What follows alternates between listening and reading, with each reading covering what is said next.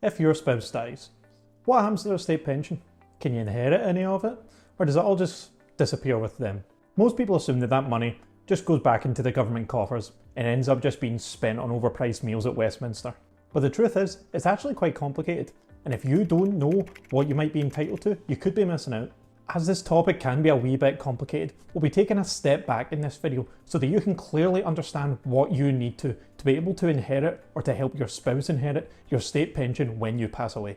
And while we're on the, cheery topic of your partner passing away, stick around for the end of the video where I'll also cover some other benefits you might be able to claim as a result of that tragic event. My name's Ross Kelly, and I'm a level 4 diploma holder in regulated financial planning. And in these videos, I aim to arm you with the info that you might need to help make your financial goals that bit easier to reach. So if you learn anything new in this video, be sure to drop a like and subscribe. It really does help the channel out a lot. And let's just jump right into the rather complicated topic of inheriting a spouse's state pension.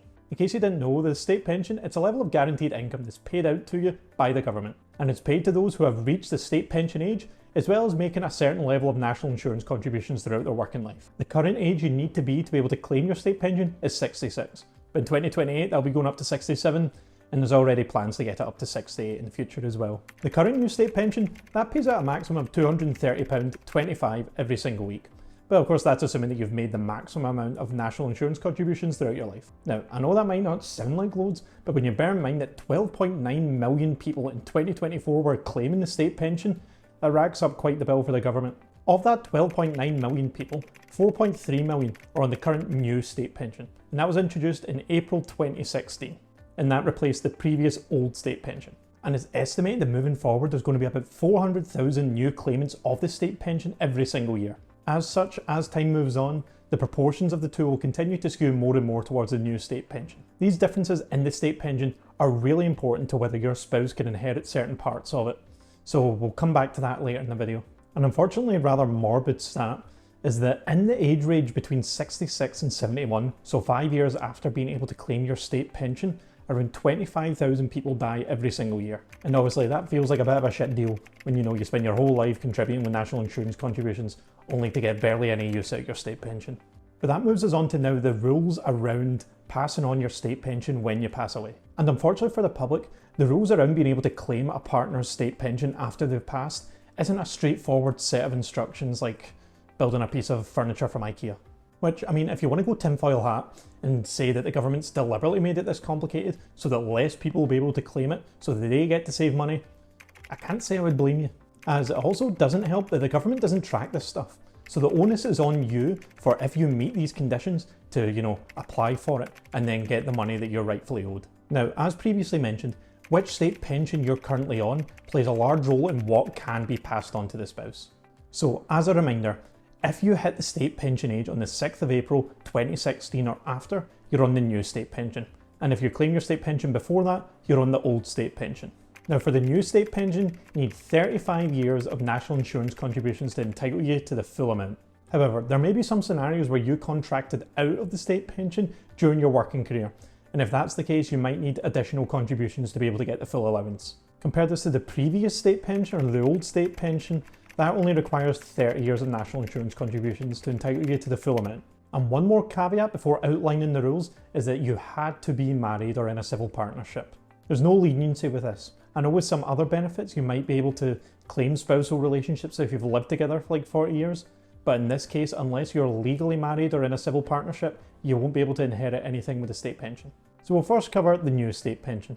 And unfortunately for me and my partner, well, mainly my partner, because the rugby concussions have probably lowered my life expectancy a wee bit, but unfortunately, this is the one that's going to be harder to pass on any benefits to a spouse. So starting off, the surviving spouse can't inherit any part of the income of the new state pension. They're also unable to boost their own national insurance record using the deceased partner's national insurance record. They can, however, inherit any additional state pension income that might have been accrued through things like the SERPS programs or the S2Ps, but only the benefits that were accrued before 2016, nothing after that. Now, if you're unsure what they are, SERPS is basically a government program that helped top up state pensions based on your earnings and then your current national insurance contributions. And this was done with the aim to boost the level of state pension income for employed individuals. You were able to contract out of SERPS, and obviously this would lower your national insurance contributions, but the difference in the earnings would then be redirected into your own personal pensions. The S2P, or the second state pension, is basically what replaced SERPs in 2002, and this was also designed to help boost pension income, but specifically for those on lower earnings. And similar to SERPs, you were also able to contract out of this. But come 2016, with the new state pension, both the SERPs and the S2P things were ended. It's possible for those who didn't contract out of their state pension to be able to receive a higher amount than the normal maximum for the state pension. This bonus value is called the protected amount, and this can be passed on. However, like most good things, there's certain conditions that must also be met to be able to pass on the protected amount. For one, you yourself have to have reached the state pension age to be able to inherit any protected amount, as well as, rather strangely, you can't have remarried before reaching the state pension and being able to claim the additional amount. If you've remarried before then, it's no longer available to you. To make this easier to understand, let's say there's a couple, Callum and Lauren, and there's a 5-year age gap between the two, so Callum's 68 and Lauren's 63. And let's also say that Callum didn't contract out during his working career, and as such, he's able to claim a protected amount from his state pension. But now let's say, tragedy strikes and, their cat got rabies and ends up killing Callum, and as a result, Lauren's left widowed. And in order for her to receive the protected amount as well, she would need to meet the two conditions. Which means that 1, she would need to reach state pension age as well, but more crucially, number 2, she would need to not remarry before claiming the protected amount. So if she manages to, get a new fling down the bingo, it would financially make sense for her to not tie the knot until she's herself reached the state pension age and then started claiming the protected amount herself. As if she got married to the person before claiming that, she would then be ineligible to be able to claim the protected amount. And lastly, on the new state pension, you can also inherit any deferred amount. If you're unsure what deferment is, it's basically you not claiming your state pension right when you're able to. And the longer you don't take your state pension, or the longer you defer taking your state pension, the more you'll end up receiving from your state pension. The amount received increases by 1% every 9 weeks, and this ends up being about a 5.8% increase to your state pension per year. And you inherit this as a lump sum. So the amount of the increase you would get from the state pension, the spouse would receive it as a lump sum payment. With that, if you found anything in the video useful so far, be sure to drop a like and subscribe. I can't emphasize enough, it really does help the channel, and it'll make sure you don't miss out on any other financial information that might help you reach your goals just a wee bit quicker. And be sure to drop a comment down below if you're still confused about anything. This is a very crucial part of a lot of people's retirement, so the fact it's so complex, it's just bewildering to me. So if you're unsure about anything, drop a wee comment, I'll be sure to help you out. I've also left some resources in the description below to give you some more information about the bereavement process around state pensions. There's the website, and then there's also a couple of phone lines you can call as well. And now we'll move on to what your partner would be entitled to if you were claiming your state pension before April 2016. And you'll be glad to know it's a bit more generous than the new one. Unlike with the new state pension, your partner can inherit part of the income from the old state pension if they currently don't receive the maximum amount from the state pension. You can also use a part of the deceased's national insurance record to boost your own if they pass away, which again is another leg up on the new state pension.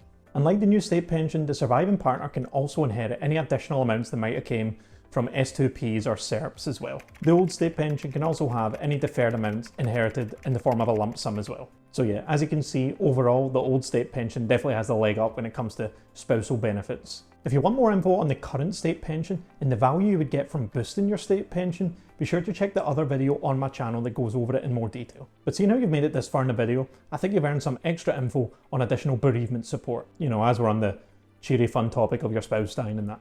First off, there's something called the bereavement support payment. This is available if your partner has died under the state pension age. And it doesn't necessarily need to be someone you're married to. This follows the rules where, like, if you've lived with them for a certain length of time, they basically treat it as if you were married. This pays you a lump sum of £2,500, as well as an additional £100 monthly for 18 months. And if you're receiving child benefits or you were pregnant, then you would actually be entitled to a further greater amount from this service. In this case, you'd be entitled to a lump sum payment of £3,500, as well as monthly payments of £350 a month for 18 months as well. Now, in order to be eligible for this, your partner has to have had a certain level of national insurance contributions. If you're unsure whether they would meet that criteria or not, don't worry, when you phone up and you try to claim it, they check all that stuff in the background, so they'll just let you know if you're eligible or not after you've applied. And the other benefit I'll mention is the funeral expense payment. This service helps with costs to do with burials, plot fees, or cremation fees. It can also help cover other logistical costs like doctor certificates or death certificates as well. And this benefit is available to those who are already on other forms of social benefits. I'll leave links to both of these resources down in the description as well if you want some more info on it. But yeah, thanks for making it to the end of the video on, this very cheery topic. Be sure to drop a like and subscribe to support the channel. And if you want some more information on the current state pension, be sure to check this video out here where I go into it in a lot more detail.